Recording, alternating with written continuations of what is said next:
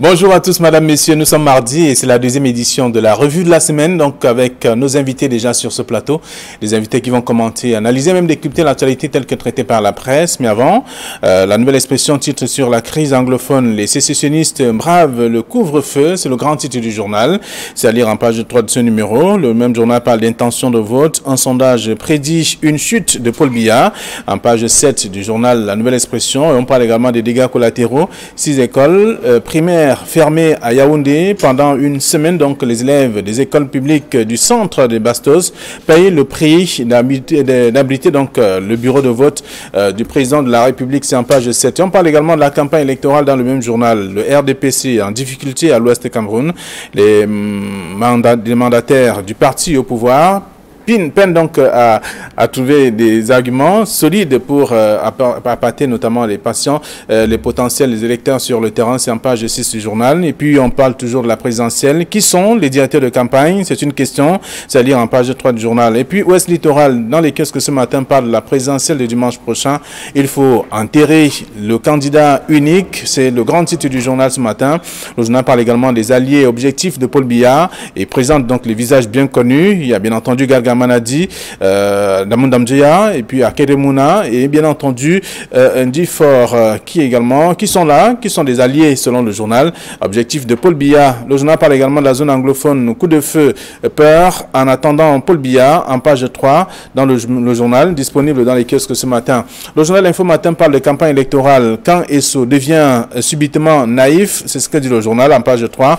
Le journal évoque également quelques points aussi importants de traitement du cuir et des pots. Marois se dote donc d'un centre pilote. C'est à découvrir dans le numéro disponible ce matin avec d'autres informations aussi. On va retrouver dans les kiosques ce matin Cameroun Tribune qui parle donc de beaux jours avec notamment la coopération Cameroun-Japon. C'est ce qu'on dit dans le journal ce matin. D'autres informations aussi dans le cadre des Jeux Olympiques des joueurs camerounais qui sont également attendus dans le cadre des journées de la jeunesse. Le Cameroun en route donc pour l'Argentine. C'est ce que dit le journal ce matin.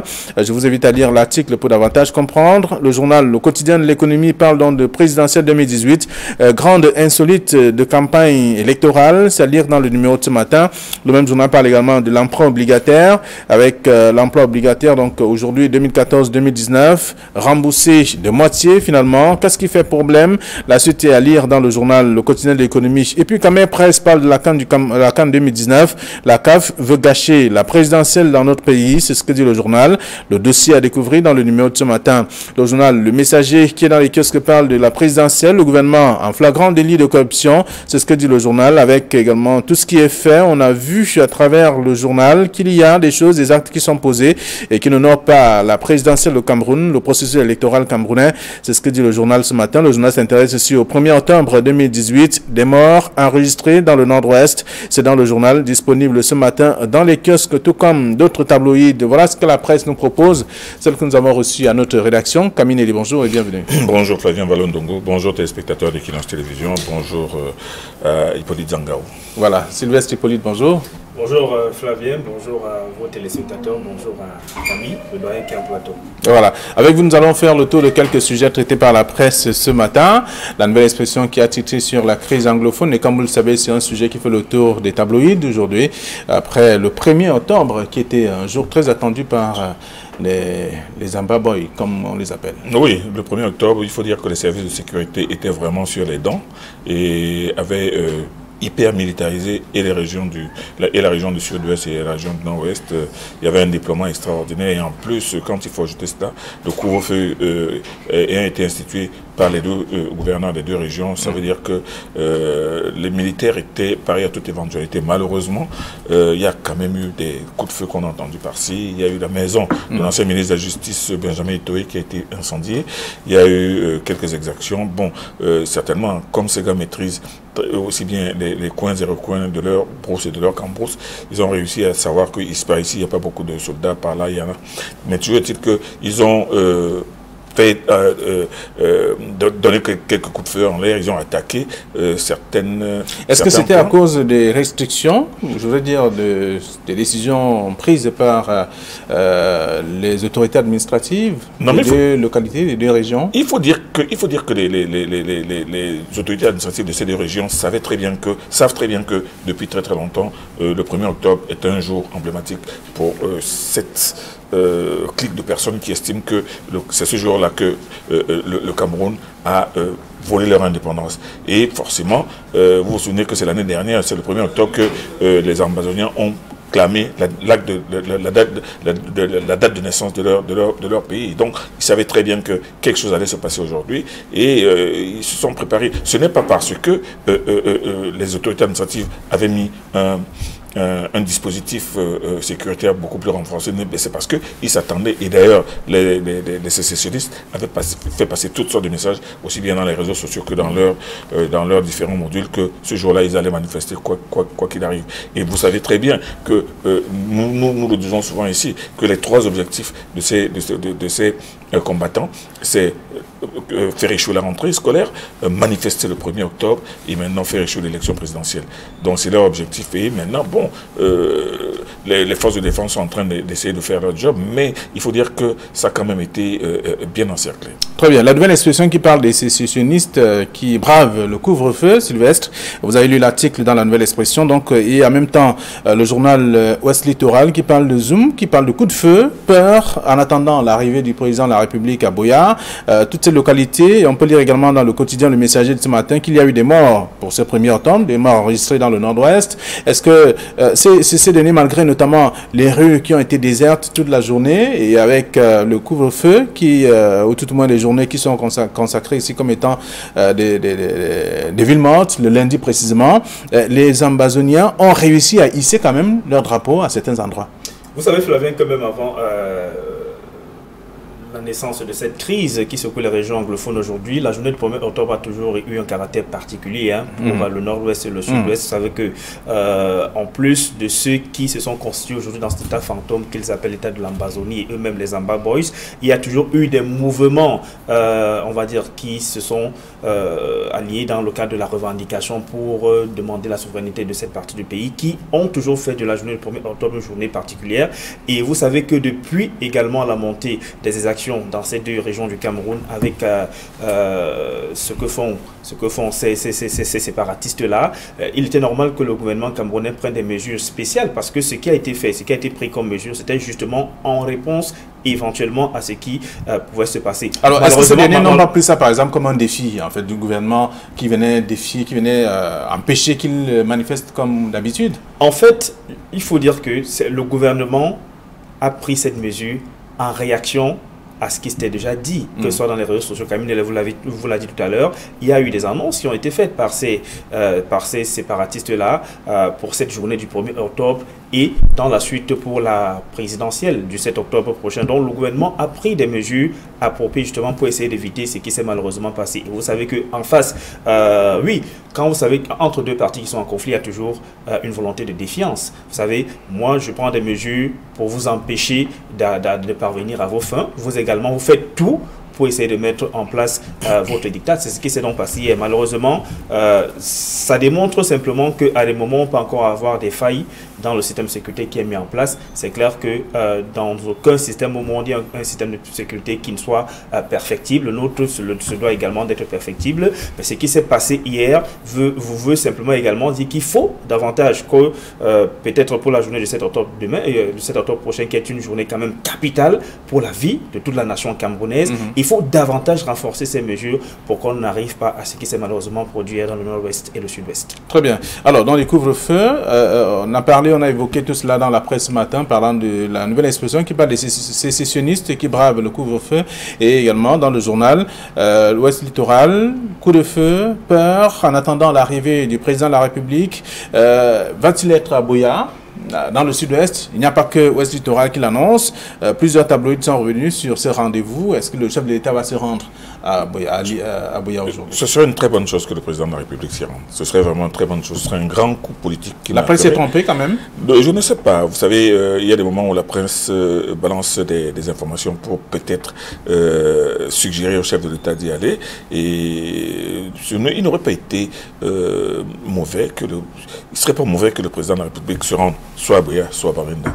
Mais forcément, il sera énormément entouré par un énorme dispositif de sécurité, mais ce ne serait pas une mauvaise chose qu'il y aille parce que les bandes armées qui sont en train de terroriser ces deux régions sont en train de vouloir à tout prix instiller dans la tête des gens que le nord-ouest et le sud-ouest sont des zones à part, c'est une sorte de no man's land dans lequel ils règnent en chef absolu. C'est pour cela, en maître absolu. C'est pour cela que j'ai voulu vous dire tout à l'heure, à la suite de Hippolyte Zangaou, que ce n'est pas seulement une mesure préventive que l'État, que les forces de défense avaient expérimenté hier en multipliant les structures de protection et de prévention. C'était d'abord pour assurer aussi, maintenir aussi effectivement l'autorité de l'État. Parce que c'est quand même l'État, c'est un territoire de l'État. Personne n'a le droit de dire que vous ne marcherez pas, vous ne ferez pas ceci. Donc moi je pense que l'État est toujours en train d'exercer son autorité avec ce renforcement du dispositif. Donc le président de la République, à Buea ou à Bamenda, ce serait vraiment une très bonne chose. Mais beaucoup d'esprits pensent que ce n'est pas à l'ordre du jour. Voilà, donc pour ce mardi par exemple, la presse qui revient, c'est un fake news comme... Non, Flavien, je ne pense pas, puisque la même presse, la presse camerounaise dont nous faisons partie, a annoncé bien que Paul Biya irait dans la ville de Maroua. Paul Biya allait dans la ville de Maroua. Paul Biya n'est pas allé dans les régions anglophones depuis la montée en puissance des actions dans ces deux parties du Cameroun. Mieux vaut tard que jamais. Et pour lui, qui en plus d'être président de la République, est un candidat à sa propre succession et qui est en pleine campagne, serait l'occasion d'aller justement dans cette ville-là, qui est une ville symbole. Ce serait un véritable symbole et un véritable message fort et un message fort par exemple qu'il enverrait donc à ces personnes-là. Tout à l'heure, pour revenir et repartir rapidement à votre question, sur votre question, pour revenir simplement sur ce qui s'est produit hier dans cette partie du Cameroun-là, vous savez, la vie dans ces deux parties du Cameroun n'est plus la même depuis. Et lorsque ces sécessionnistes font des annonces comme celle-là, vous voyez que derrière, il y a une réponse des autorités, des mesures de restriction. Dans le fond, quelque part, ça peut aussi apparaître comme une victoire de ceux qui vous menacent. Le Cameroun doit assumer sa souveraineté. Mais là, les sécessionnistes réussissent déjà, par exemple, à amener tout un gouvernement à interdire à sa population de pouvoir se mouvoir. Donc, il ne faudrait pas qu'on en arrive là. Et vous imaginez que si le chef de l'État également se soustrait à cette descente qui s'impose dans le nord-ouest ou le sud-ouest, ce serait davantage amplifier le fait que ces personnes qui veulent diviser le Cameroun, et dont la plupart d'entre nous, des Camerounais, ne sont pas d'accord, seraient en train d'obtenir certaines victoires. Donc, je pense que la presse, même si elle n'a peut-être pas la véracité de ce que Paul Biya irait dans le nord ou le sud-ouest, elle est dans son droit de jouer ce rôle d'incitateur, d'amener Paul Biya à prendre finalement ces décisions que tout le monde lui demande depuis de prendre, en allant dans le nord-ouest ou dans le sud-ouest. Très bien. Donc, l'information fait le tour des tabloïds ce matin. On annonce le chef de l'État pour ce jour à Buea, par exemple. Donc, il devra être là. Est-ce que la presse s'est trompée ou simplement c'était un fait d'annonce? Donc, c'est aussi là la question. On parle également d'autre chose, les dégâts collatéraux des 6 écoles primaires fermées à Yaoundé parce que simplement, c'est une école qui abrite le bureau de vote de Paul Biya. École publique de Bastos. École publique de Bastos. On en a parlé quand on a commencé, quand la nouvelle avait été balancée dans les journaux il y a une dizaine de jours. On s'est demandé pourquoi cela, mais vous devez comprendre les restrictions du protocole et de la sécurité rapprochée du chef de l'État qui estime qu'il faut que plusieurs jours avant que ce lieu soit absolument sécurisé. Les gens vont, les éléments de la garde présidentielle et du BIR vont y dormir en permanence. Il ne faudrait pas que quelqu'un vienne placer une bombe qui va laisser là, qui va partir, qui va exploser le jour du vote. Bref, on sécurise absolument ce site, mais c'est pour cela que que ce journal-là a parlé de dégâts collatéraux en disant que les enfants n'iront pas à l'école pendant une semaine, tout simplement parce qu'on est en train de sécuriser la salle de classe dans laquelle le chef de l'État va venir voter. Bon, vous savez, ce sont les aléas de la sécurité et les aléas du protocole d'État. Donc, il n'y a pas de commentaire à faire. Qu'est-ce que vous voulez qu'on fasse? Vous allez commenter et vous allez aboutir à quoi? On va vous dire qu'il s'agit de la sécurité du chef de l'État. Donc, ces enfants n'iront pas à l'école.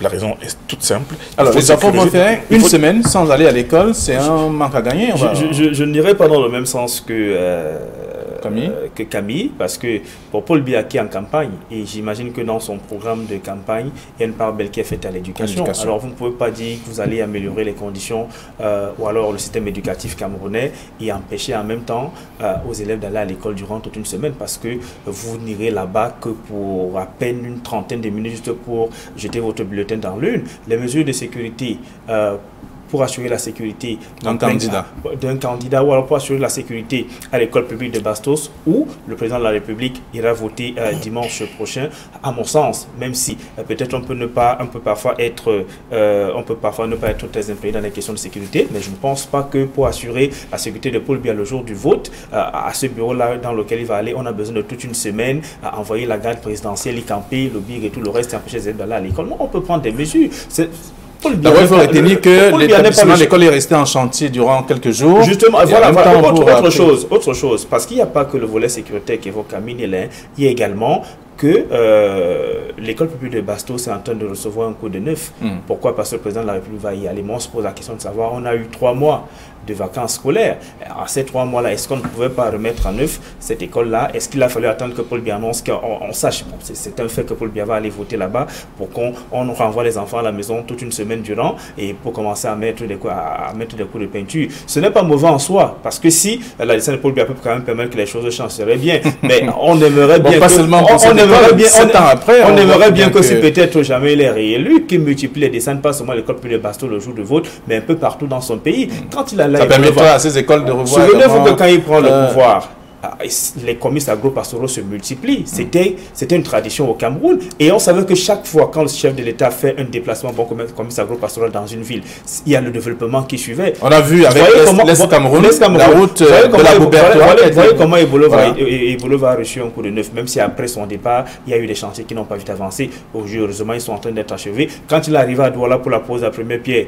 du second pont sur le Vouri, voilà les populations aujourd'hui de Ndokpasi qui ont toute une route qui a été refaite. Donc c'est aussi ça. Il faudrait bien qu'on n'attende pas forcément des moments ponctuels pour que ce développement puisse être implémenté dans notre pays. Hippolyte Zangaro, ce que vous dites est très très vrai. Moi, je partage entièrement votre point de vue, beaucoup comme moi le partage. Mais vous savez, il y a des gens qui ont abdiqué depuis très très longtemps sur les considérations de sécurité autour de la personne du chef de l'État.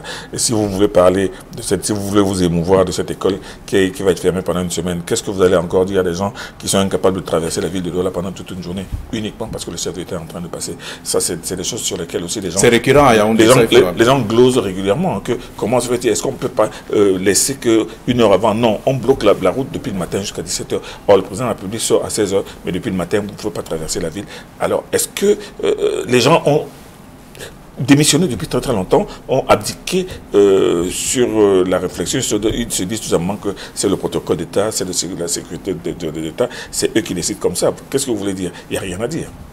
Voilà. Donc, si le vote s'est passé sur une semaine, donc en plus de cette semaine de fermeture, il y aura une semaine supplémentaire, parce qu'il aurait fallu, si c'est chaque jour qu'il fallait aller jeter un bulletin de vote dans l'urne, Paul Biya irait 7 fois, et donc en plus d'une semaine de fermeture, il y aurait une semaine supplémentaire. Non, c'est des choses qu'il faut, on ne va pas dire encourager, hein. C'est des choses qu'il ne faut pas encourager, parce qu'il y a une façon de mieux organiser ces choses. On ne peut que les constater. Alors, restons dans la presse également avec la plupart des sujets qui sont traités, pour parler notamment de la nouvelle expression qui parle donc de campagne électorale avec le RDPC en difficulté à l'Ouest Cameroun. Donc, les mandataires ont du mal à séduire davantage les électeurs sur le terrain, ne trouvent pas d'arguments solides pour appâter les potentiels électeurs. C'est ce que dit le journal. C'est difficile, il n'y a pas beaucoup d'arguments. On a vu par exemple dans la mémoire comment M. Fogui est arrivé et qu'est-ce qu'il a trouvé à dire aux populations. Il dit, écoutez, vraiment le chef de l'État a nommé beaucoup de vos fils, ministres, ambassadeurs, conseillers spéciaux et tout cela. Donc vous devez lui dire merci, vous devez absolument démontrer votre connaissance. Voyez, il a même donné son parti à un de vos frères. Et mais regardez, la deuxième personnalité de la République, le président du Sénat, c'est notre frère. Donc il faut... alors quand on donne ce genre d'argument à une population qui veut écouter autre chose, qui veut savoir comment l'avenir peut devenir meilleur pour eux, moi je pense que c'est un peu superficiel. Regardez du côté de Galim, où il n'y a pas de route. L'électricité est intermittente. Il n'y a pas d'eau. Il n'y a pas de goudron. Le maire de Galim, qui lui a des immeubles à Douala, arrive à Galim, il dit aux populations, écoutez, vraiment, vous devez vraiment voter parce que c'est pour bien qui va vous apporter le développement, alors qu'il n'y a pas de développement, il n'y a pas d'eau potable, il n'y a pas de route. Mais par contre, il s'est passé quelque chose. Il y a un quoi terrible qui s'est passé à Galim, parce qu'au moment où le maire de Galim est arrivé en train de donner 6 000 francs à chaque Benskin, et c'est 1 000 francs à chaque aux personnes qui étaient dans les meetings, il y a son propre fils qui est arrivé le même jour avec Cabral Libi et qui l'a mené faire le tour de la ville et lui dire que voici comment on se présente Galim. Alors c'est quoi que là on en rencontre beaucoup, mais la rhétorique des personnes qu'on envoie sur le terrain aller défendre le candidat, bien il y a des moments où il manque carrément d'arguments, surtout dans un environnement aussi paupérisé que certains départements de l'Ouest. Et c'est ce que révèle d'ailleurs le journal La Nouvelle Expression, le RDPC en difficulté à l'Ouest. Et là, si on s'en tient également au titre du quotidien de l'économie, des grandes insolites de campagne électorale. Donc avec tout cela, un fils qui va contrarier son papa dans le même environnement, c'est quelque chose qu'on découvre rarement en tout cas. Moi je pense que ça mettre à l'actif de la démocratie. Parce que c'est pas parce que je suis votre frère ou votre fils et vous mon papa qu'on est forcé d'avoir les mêmes ambitions, les mêmes sensibilités politiques.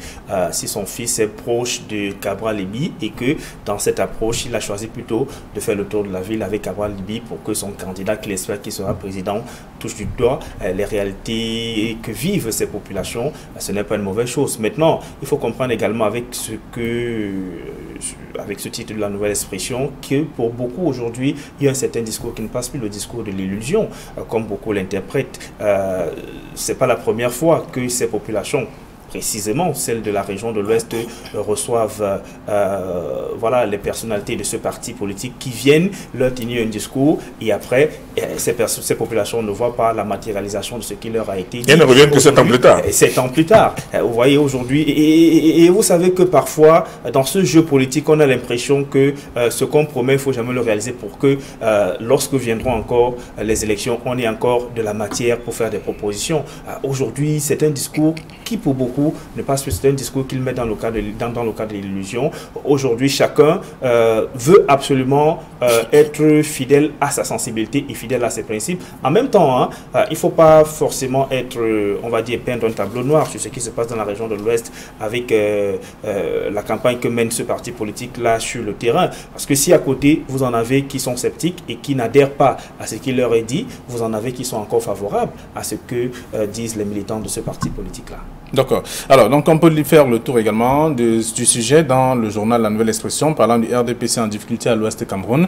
Et donc, on va parler sport avec Émergence qui parle de la leçon de Joseph Antoine Bell à Ahmad Ahmad sur la question de la CAN, la rumeur fait le tour depuis quelques temps que la compétition aurait été retirée en tout cas au Cameroun. Bon, heureusement, ce n'est qu'une rumeur, mais je peux d'ailleurs partager l'information avec nos téléspectateurs. Le président de la CAF est au Cameroun depuis les premières heures de cette matinée. Il est d'ailleurs en ce moment dans un tête-à-tête avec le ministre des Sports et de l'Éducation physique. Il est arrivé avec dans sa suite l'ancien capitaine des Lions d'Ontable, Samuel Eto'o, fils, dont on connaît le rôle que ce footballeur joue en tant que médiateur entre la CAF et Yaoundé depuis que Ahmad a fait cette déclaration au Burkina Faso, alors qu'il venait d'arriver à la tête de la Confédération africaine de football. Il a affirmé qu'à ce moment-là, le Cameroun, même une Coupe d'Afrique des Nations à deux, était incapable de l'organiser au vu de ce qui était réalisé comme travaux sur le terrain. Non, c'est bien cette nouvelle qu'on apprend et c'est une réalité qu'Ahmad est au Cameroun. Il sera reçu cet après-midi par le président de la République en audience. Et dans le fond, parce qu'il faut le dire, nous sommes journalistes, il faut dire la vérité des choses, l'arrivée d'Ahmad, du président de la CAF au Cameroun, c'est une bonne chose. Parce que vous savez, le président de la République jusqu'ici a reçu des rapports de ses collaborateurs, surtout qui sont en charge de piloter l'organisation, ou alors le partie de l'organisation de cette Coupe d'Afrique des Nations. Mais il se peut, et vous savez que ce n'est pas un secret qu'à un moment donné, entre Samuel Eto'o-Fils et le comité de normalisation, il y avait un grand coup de froid, parce que Samuel avait compris que les rapports qui sont transmis au président de la République n'étaient pas des rapports vrais. Et donc aujourd'hui, le président de la CAF arrive avec dans ses bagages le vrai rapport, celui que lui a transmis les membres les inspecteurs qui étaient là au mois d'août dernier, qui constituaient la 3e mission d'inspection. Et donc Paul Biya aura le vrai rapport aujourd'hui. On peut donc se réjouir de ce que le président de la République, qui tient et qui a affirmé que le Cameroun Sakan le jour dit, aura enfin la réalité de ce qui se passe véritablement sur le terrain aujourd'hui, et qu'à partir de là, si jamais il y a des retards qui sont conséquents, lui en tant que chef de l'État, il pourra frapper du poing sur la table. C'est le camp Paul Biya. Généralement, dans son gouvernement, lorsqu'il frappe du poing sur la table, tout le monde se bouge. Voilà, donc, alors c'est un titre du journal, on va dire Émergence, et Camer Presse, qui fait tout un dossier sur cette question, parlant notamment de la CAN 2019. La CAF veut gâcher la présidentielle. Et moi je pense que c'est heureux que monsieur Foot d'Equinox Télé et Radio soit là aujourd'hui, parce qu'il nous a fait le point sans aucune concession, mais il sait très bien que même au moment où monsieur Hamad avait fait cette déclaration, au mois d'octobre je crois, la situation n'était vraiment pas très reluisante au Cameroun. C'est-à-dire qu'elle n'était pas encourageante du tout, mais entre-temps il y a eu des choses ont commencé à bouger, les lignes ont commencé à bouger, mais les lignes n'ont pas bougé exactement comme il fallait, parce que justement cette CAN, les travaux pour cette CAN ont commencé trop tard, et elles ont commencé du fait des personnes qui avaient la charge justement de ces travaux-là, parce qu'elles voulaient aboutir à une situation qu'ils connaissent, l'aboutir des procédures de sortie d'argent d'urgence. Mais aujourd'hui, que l'on voit le président de la CAF venir rencontrer le chef de l'État lui-même, ça veut dire qu'il y a une opération de lobbying assez conséquent qui a été fait par Samuel Eto'o, qui prend le président de la CAF et dit, bon, pardon, allons voir le vieux là. Allons, toi-même tu lui expliques, et maintenant qu'on voit ce qu'on peut faire. Parce qu'en réalité, certaines personnes estiment que Eto'o jouait un rôle négatif dans cette CAN, mais en réalité, et Hippo vient de nous dire, Eto'o savait très bien que les rapports qui parvenaient d'un chef de l'État n'étaient pas la vérité sur le terrain. Bon, aujourd'hui, au-delà de la rencontre, et d'ailleurs, quand M. Hamad a dit que la CAF ne se prononcera qu'après la présidentielle, il ne voulait justement pas donner l'impression de vouloir gâcher cette présidentielle en donnant de mauvais résultats, de mauvais points au Cameroun. Bon, on ne peut rien dire. Il va être reçu par le chef de l'État tout à l'heure.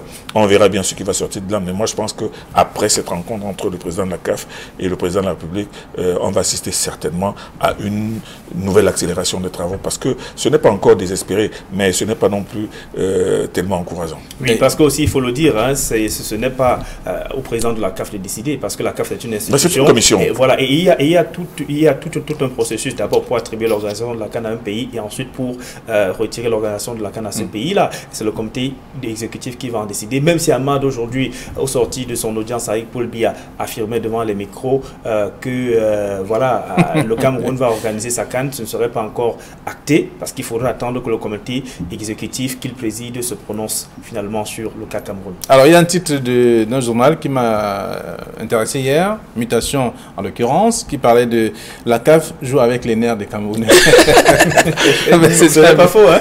Avoir la réaction. Et vous avez suivi celle d'Albert Roger Mila sur Equinox Télévision, qui est vert de colère et qui, c'est vrai qu'il n'est pas arrivé jusque-là à traiter de tous les noms d'oiseaux le président de la CAF, mais il a dit qu'il ne faudrait pas qu'Hamad se prenne comme le nouveau super puissant du continent africain. Non, il s'agit du Cameroun, et lui, Albert Roger Mila, qui est sur le terrain, pense que les choses avancent plutôt bien. Roger Mila défend le dossier de son pays. Roger Mila tient à ce qu'il y ait une CAN ici. Roger Mila est tout de même ambassadeur itinérant. Donc moi je pense que, mais seulement il faut aussi reconnaître que dans sa communication il a été un peu dur par rapport à M. Hamad. C'est certainement ce qui fait que lui, en tant qu'ambassadeur itinérant, en tant que gloire du Cameroun, super gloire du Cameroun, il ne fasse pas partie de la délégation qui est allée accueillir M. Hamad, justement. Donc les nerfs de Roger Mila ont craqué avant ceux des Camerounais, mais tu veux dire que les Camerounais tiennent vraiment à cette CAF-là. Le président de la République y tient, tout le monde y tient. Mais malheureusement, si les travaux en sont encore à ce point, la faute est à qui? En tout cas, à chacun de faire son... À ceux qui sont dans ce comité d'organisation, hein, parce que l'organisation de la CAN de football 2019 a été attribuée au Cameroun en 2014. quand il y a même, 4 ans. Il y a 4 ans. Alors, il y a 4 ans. Les choses de dernière minute, on constate très souvent au Cameroun, c'est ça qui, ce sont des choses qui marchent. C'est des moments aussi importants pour ceux qui sont chargés de gérer les bifetons, je voudrais dire les finances. Donc, on se comprend un peu. Alors, la nouvelle expression parle toujours de la présidentielle. Qui sont les directeurs de campagne? Aujourd'hui, on ne les voit presque pas, mais quand on les voit, ils ne sont pas aussi accessibles. Ils ne donnent véritablement pas l'information attendue par tout le monde, notamment les hommes de médias. Mais il faut d'abord commencer par poser la question. Nous avons annoncé que le directeur de cabinet civil serait le directeur de campagne du président. Jusqu'à présent, on ne connaît toujours pas le directeur de campagne du président, du candidat Paul Biya. Bon, Biya, certains... C'est le directeur de cabinet civil, c'est connu. Oh, officiellement? Officiellement, c'est le directeur du cabinet civil de la présidente de la République. Bon, d'accord. Mais de toutes les manières, on connaît les noms de certains directeurs de campagne que l'on voit se déployer sur le terrain. Bon, maintenant, quel rôle joue-t-il effectivement? Est-ce un rôle de back-office pour la coordination des stratégies de communication, des stratégies de lobbying? Quel est leur véritable rôle? On va bien le savoir, mais toujours est-il que, vous l'avez constaté avec moi, parmi ces directeurs de campagne, il y a beaucoup de nos collègues, de nos confrères journalistes qui sont là.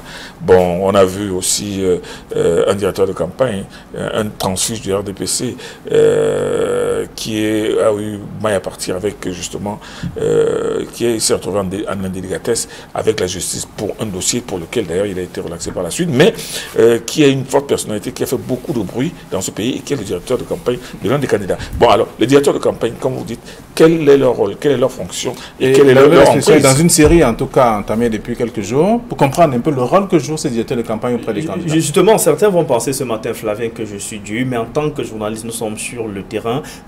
Et personnellement, ce qu'on a pu voir jusqu'ici, on a tout vu sauf des directeurs de campagne. Parce qu'un directeur de campagne, ce n'est pas celui-là qui accompagne son candidat sur des plateaux de télévision ou qui joue les gros bras lorsque son candidat arrive à un meeting pour qu'on voit que, alors qu'il y a la sécurité, c'est du coup lui qui est devenu le gardien du corps du candidat. Donc, vous imaginez que vous appelez un directeur de campagne pour lui dire que, ben, écoutez, avec votre équipe de la communication et les autres personnes qui sont dans l'entourage de votre candidat, je n'arrive pas à avoir la bonne information, étant le directeur de campagne de votre candidat. Déjà que, au moment où vous l'appelez, n'est même pas vu son candidat.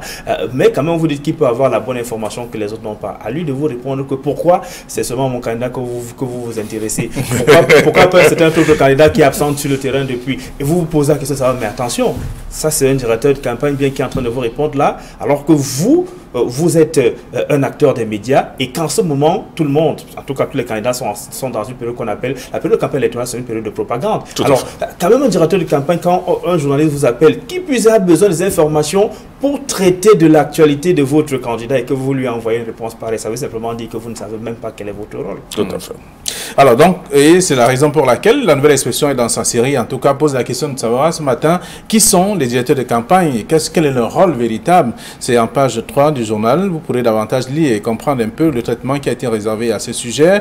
Alors, l'Ouest littoral, pour revenir à ce journal, parle des alliés objectifs de Paul Biya et en présentant notamment des visages bien connus, Garga Manadi, le président de l'UDC, qui est d'ailleurs Adamou Damdjea, Akere Mouna et bien entendu Ndjifor, qui sont, selon le journal, les alliés objectifs de Paul Biya. Il ne faudrait pas que l'Ouest littoral se retrouve avec un procès, parce que faire une accusation aussi, un procès de plus, balancer une telle affirmation à la une d'un journal, surtout en pareille période, je pense que les personnes indexées peuvent être en droit d'attraper une crise d'urticaire. Non, en réalité, bon, Ouest littoral estime certainement que ce sont ces candidats-là qui pourraient être les alliés objectifs de Paul Biya. Mais faut-il compter Akere Mouna comme parmi les alliés objectifs de Paul Biya? Bon, faut-il compter Adamou Damdjea, qui ne fait pas beaucoup de bruit entre les périodes séparant les élections et qui est là pendant les élections. Faut-il estimer que M. Garga Manadi, qui ne fait pas non plus beaucoup de bruit, mais qui a décidé quand même, qui a pris sur lui d'être candidat à l'élection présidentielle et qui est en train de faire sa campagne sans beaucoup de bruit, faut-il les considérer pour autant comme des alliés objectifs de Paul Biya? Je ne pense pas. Mais toujours est-il que, bon, vous savez, nous sommes en campagne, c'est chacun qui voit comme il voit, mais il ne faut pas que ça sorte comme ça sort. Sylvestre, vous avez lu également l'article ce matin. À chacun son titre, ses sources et le traitement qu'il choisit d'en faire. Ouest Littoral a choisi de rapprocher ou alors d'écrire sur un éventuel rapprochement entre Akérémou Mouna, Ndifo et Paul Biya. À côté, il y en a qui parlent plutôt d'une possible coalition, même en dernière minute, avec ce même Akérémou Mouna, Joshua aussi, Cabral Libye et les autres. Donc, c'est un titre d'un journal qui a peut-être ses sources. Tu a-t-il dit que en ce moment, on ne voit pas encore les choses se dessiner dans ce sens-là. Chaque candidat s'est engagé en son nom propre, au nom de son parti. Chacun aspire à quoi? À la session de la magistrature suprême. Très bien. Donc on peut lire les alliés objectifs de Paul Biya, c'est dans Ouest Littoral. Et puis on va certainement sortir avec cette information contenue à la une du journal Info Matin, parlant de la campagne électorale. Laurent Esso devient subitement naïf, à cause notamment de ce qui se passe sur le terrain. Lui qui fait le tour des communautés, qui rencontre les chefs de communauté depuis quelques temps dans la région littorale, beaucoup plus dans le Vouri. Il y a un des militants de ce même parti politique, Daniel Epo, qui estime que il ne voit pas exactement ce qui se passe sur le terrain. Il se tromperait en tout cas quelque part. Il se veut certainement le fait que Laurent Esso, qui a toujours été un homme de bureau. Vous savez, il a été magistrat, ensuite il a été directeur du cabinet civil, ensuite il a été ministre. Et on ne le voyait pratiquement pas sur le terrain. Mais c'est depuis 2 ans qu'on le voit, depuis qu'il a été nommé coordinateur des activités régionales des présidents dans la région du littoral, qu'il descend sur le terrain avec la tenue du parti. Il y a des gens qui ne l'avaient même jamais vu. Je voyais qu'avec la tenue marron là. Là maintenant, c'est vraiment avec la grande tenue. Bon, Laurent Esso est descendu, il descend, il est en train de faire le tour de son territoire, il s'adresse aux chefs, il s'adresse aux communautés résidant dans les villes, il fait pratiquement du porte-à-porte. Bon, on est en train de le voir jouer un rôle auquel il ne nous avait pas habitués depuis plus de 40 ans qu'il est dans le gouvernement. Bon, maintenant, qu'un de ses camarades du parti estime que est un point de vue sur son attitude ou bien sur son mode opératoire, c'est leur problème. Le linge sale va se laver en famille. Mais toujours est-il qu'il y a beaucoup de gens qui découvrent notre Laurent Esso aujourd'hui. Un Laurent Esso qui descend sur le terrain, qui parle aux gens, qui est beaucoup plus politique qu'administratif tel qu'on l'a connu. C'est quand même un ministre d'État. Alors, naïf, c'est dire qu'il y a des réalités qu'il ne maîtrise pas. Non, peut-être. Je pense que le camarade de parti de Laurent Esso est un peu peut-être excessif. Et vous savez, ce sont des affaires de parti. Hein. Parfois, vous savez, il y a des mécontentements qui sont exprimés d'une certaine manière. Laurent Esso est justement sur le terrain. Et dans cette descente sur le terrain, il y a des sous-commissions, il y a des tâches qui sont reparties. Il peut arriver que son camarade ne soit pas peut-être satisfait de ce qu'il lui attribue à lui ou alors du rôle qu'on lui fait jouer. Et bon, qui peut se retrouver en train de faire de telles déclarations. En ce moment, Laurent Esso, moi, contrairement à ce que disait Camille Nellet, c'est quand même un fruit de la politique. C'est quelqu'un qui est en politique depuis des années et même s'il n'était pas très présent sur le terrain, 2 ans de terrain quand même... Mais c'est de ça que je parle. 2 ans de terrain quand même, ce n'est pas rien. 2 ans de terrain quand même, ce n'est pas rien. Et surtout dans une région qu'il maîtrise bien. Et parfois même quand on a la coordination, vous savez, on a des équipes qui sont sur le terrain et vous coordonnez simplement. C'est pourquoi on parle de coordinateur. Laurent Esso qui ratisse, on l'a vu depuis l'année 2017 d'ailleurs, il a multiplié, et même depuis le début de cette année électorale, multiplié les descentes dans la ville de Douala, même parfois IDEA, pour rencontrer des membres des sections, faire ceci, faire cela, faire cela, faire cela. Moi je pense simplement qu'il s'agit là de l'expression d'un camarade de parti qui serait mécontent de ce que peut-être les choses ne se passent pas selon ce qu'il avait lui comme vision de comment est-ce qu'elle devrait se passer sur le terrain. Très bien. Alors, voilà ce que la presse propose ce matin. D'autres sujets sont également contenus dans ces différents tabloïds. Vous aurez l'occasion de parcourir ces sujets également. Merci à vous, mes chers messieurs. Bon retour aux différentes rédactions. Demain, ce sera la 3e édition de la semaine de la Revue des 41. Allez, bonne journée à tous.